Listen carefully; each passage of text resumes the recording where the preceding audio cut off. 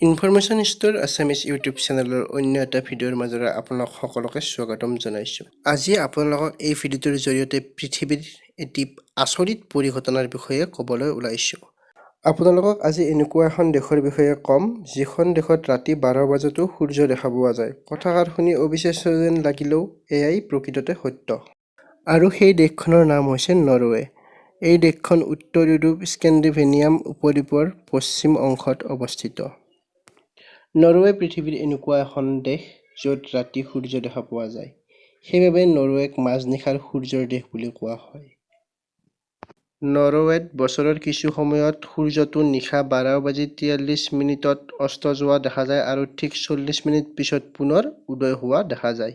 আৰু গৰম দিনত মে'ৰ পৰা জুলাইলৈ সূৰ্য অস্ত নহয় আৰু ঠাণ্ডাৰ দিনত 2 মাহ সূৰ্য উদয় নহয়।